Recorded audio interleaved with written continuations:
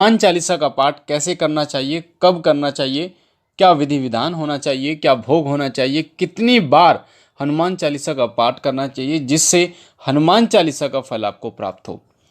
सबसे पहले मैं आपको बता दूं कि हनुमान चालीसा पढ़ने के क्या क्या लाभ होते हैं। जब आप हनुमान चालीसा का पाठ करते हैं तो आपको क्या क्या चीज़ें प्राप्त होती है। देखिए, जब आप हनुमान चालीसा का पाठ शुरू करते हैं, जैसे मैं आपको आगे बताऊंगा, तो उस पाठ को करने के बाद आपके घर में जितने भी भूत प्रेत की बाधाएं होती हैं वो सभी बाधाएं धीरे धीरे प्रभावहीन होनी शुरू हो जाती हैं।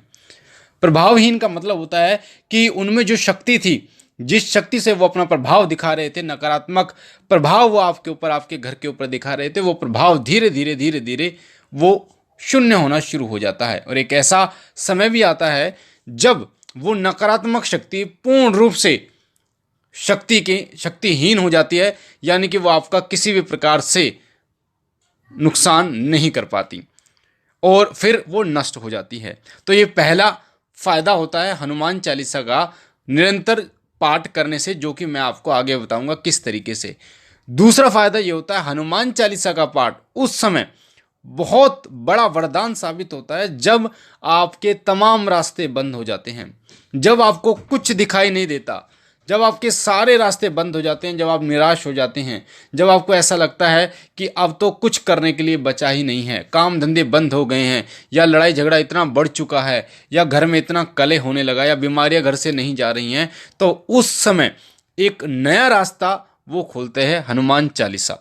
यानी हनुमान चालीसा का पाठ जो है वो एक नई आशा की किरण आपके जीवन में लेके आता है। साथ ही हनुमान चालीसा पाठ करने से आपके पितृ भी प्रसन्न होते हैं। ये चीज़ें आप ध्यान दीजिए।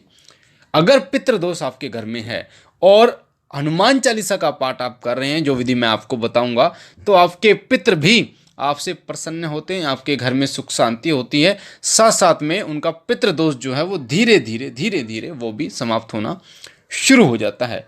अगला फायदा होता है हनुमान चालीसा के। हनुमान चालीसा जब आप पाठ करना शुरू कर देते तो हनुमान जी महाराज आपको स्वप्न के माध्यम से दर्शन देना शुरू कर देते हैं।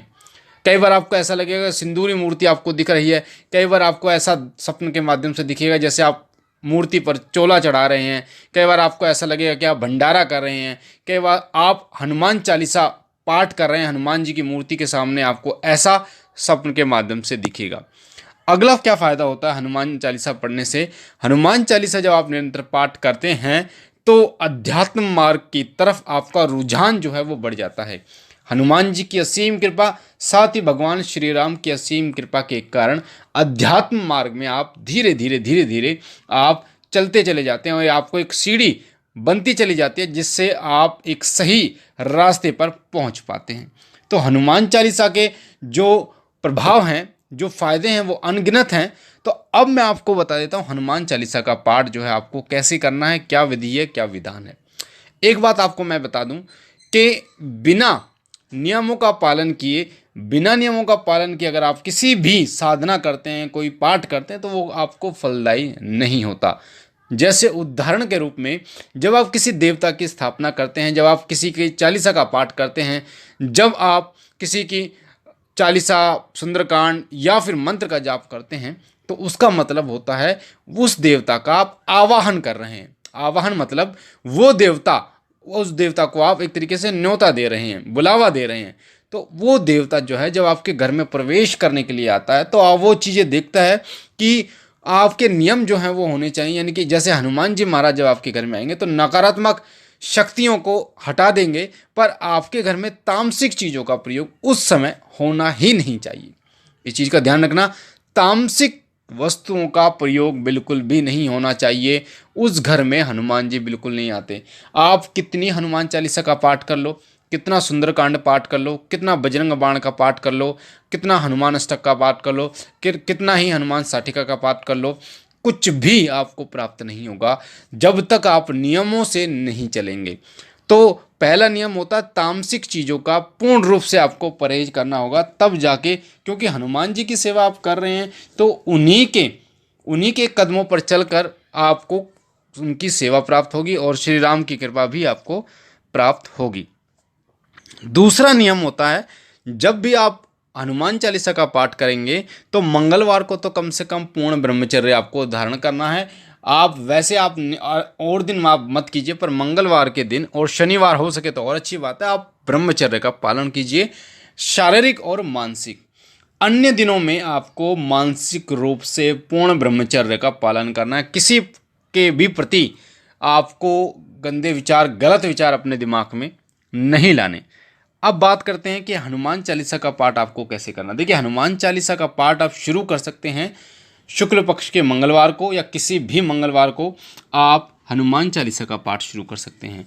हनुमान चालीसा का कभी भी पाठ करें तो 3, 5, 7, 11, 21 इस प्रकार की संख्याओं में आपको हनुमान चालीसा का पाठ करना चाहिए। दूसरी बात, कभी भी हनुमान चालीसा का पाठ करें तो कोशिश करें कि एक समय पर करें, एक आसन पर बैठकर करें, यानी समय जो है वो एक होना चाहिए। जैसे सुबह आप 6 बजे करते हैं तो सुबह 6 बजे ही अगले दिन करें, फिर उससे अगले दिन भी सुबह 6 बजे का ही समय आपको लेना है। तो एक समय पर जब आप करोगे तो उसका प्रभाव तीव्र होगा, और एक ही आसन पर आपको बैठकर करना है। ऐसा नहीं कोई दूसरा आसन ले लिया आपने, उस आसन पे किसी अन्य व्यक्ति को भी बैठने आपको नहीं देना। तो जब भी आप हनुमान चालीसा का पाठ शुरू करते हैं उससे पहले 1 मीटर लाल कपड़ा, कोरा कपड़ा जो इस्तेमाल पहले नहीं हुआ हो, चौकी पर बिछाएं। वहाँ पर श्री राम दरबार की फ़ोटो या हनुमान जी की वो फ़ोटो जो आपको आशीर्वाद मुद्रा में दिखे, वो फ़ोटो आपको उस आसन पर लगानी है। वो फ़ोटो आपको बिल्कुल नहीं लगानी जैसे हनुमान जी लंका दहन कर रहे हैं, या फिर श्री राम और लक्ष्मण जो महाराज हैं उनको कंधे पर बिठा कर लेके आ रहे हैं, तो इस तरीके की फ़ोटो नहीं लगानी। आशीर्वाद मुद्रा वाली फ़ोटो आपको वहाँ पर स्थापित करनी है। उसके बाद आप जो कर सकते हैं वो कर सकते हैं, मंदिर में जाके हनुमान जी को चोला चढ़ा सकते हैं, घी का या चमेली का तेल और सिंदूर का चोला चढ़ा सकते हैं। कलावे की माला 11 बार गांठ लगाकर, 21 बार गांठ लगाकर, आपकी इच्छा है 11, 21, 51 बार गांठ लगाकर उसे एक माला का रूप दीजिए और भगवान हनुमान जी को आप पहनाइए। उससे हनुमान जी प्रसन्न होते हैं। मंगलवार का व्रत भी आप धारण कर सकते हैं। मैं आपको बता रहा हूँ कि इनमें से जो भी आप करना चाहें वो कर सकते हैं अपनी सुलभता के अनुसार। साथ ही मंगलवार को प्रसाद के रूप में बूंदी जरूर बांटिए। मंगलवार को जो भी प्रसाद, अब बूंदी नहीं तो कोई और प्रसाद आपके पास बने तो वो प्रसाद जरूर आपको बांटना है।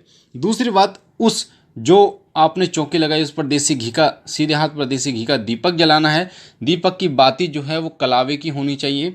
कलावा जो आता है जिसे हम मोली कहते हैं उसकी होनी चाहिए। साथ ही गुग्गल की धूप आपको लगानी है।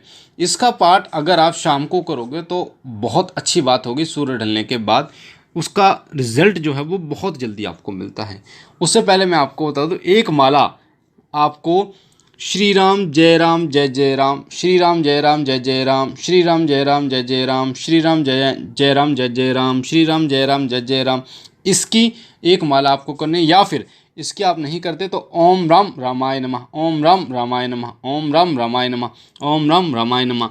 भगवान श्री राम से आपको प्रार्थना करने के, हे प्रभु श्री राम महाराज जी महाराज, हे भगवान श्री राम, जैसे तुलसीदास जी पर आप प्रसन्न हुए, आप जैसे तुलसीदास जी ने आपकी भक्ति की और हनुमान जी प्रसन्न हुए, उसी प्रकार मेरी भक्ति से आप प्रसन्न हो और हनुमान जी महाराज प्रसन्न हो और मेरे इस कार्य को पूर्ण करें। जो भी बाधाएं आपके घर में दिक्कतें हैं उनको आप बोलिए। इस प्रकार आपको एक माला करने के बाद फिर आपको 3, 5, 7 इस तरीके से हनुमान चालीसा का पाठ करना है। 1 लोटा जल अपने सामने रख लीजिए। जल रखने के बाद आपको उस जल के छींटे जो है पूरे घर में लगाने हैं, ताकि जो भी नकारात्मक शक्ति हो वो आपके घर से निकल जाए, घर में सकारात्मक शक्तियों का वास हो। तो इस प्रकार से हनुमान जी महाराज वहाँ पर विराजमान होंगे और तमाम आपके संकटों को दूर करेंगे। तो इस प्रकार कीजिए हनुमान जी की हनुमान चालीसा का पाठ, जिससे हनुमान जी होंगे तुरंत प्रसन्न। तो मुझे आशा है ये जानकारी आपको पसंद आई होगी। अगर आप पहली बार शिव कृपा परिवार पर हैं तो आपके सामने जो लाल कलर का बटन है सब्सक्राइब का, उसे दबा दीजिए ताकि बेल आइकन, जो भी हम जानकारी डालें वो सबसे पहले आपको प्राप्त हो। बेल आइकन को दबा दीजिए, घंटे के निशान को। हमारे साथ जुड़िए, शिव कृपा परिवार के साथ जुड़िए और साथ ही लाइक कीजिए, शेयर कीजिए और बहनों और भाइयों तक, ताकि और लोगों तक ये जानकारी पहुँचे और लोग भी इसका फ़ायदा उठा पाएँ। मैं बाबा भोलेनाथ से, हनुमान जी महाराज सदैव ये विनती करता हूँ कि उनकी दया कृपा से आपके तमाम मनोरथ पूर्ण हों, आपके घर काम में बरकत हो, आपकी झोली हो भरें, तमाम मनोकामनाओं आपकी पूर्ण करें, आपके पूरे परिवार को वो स्वस्थ रखें, हम मिलते हैं एक नई जानकारी के साथ, तब तक के लिए ओम नमः शिवाय, ओम नमः शिवाय, ओम नमः शिवाय।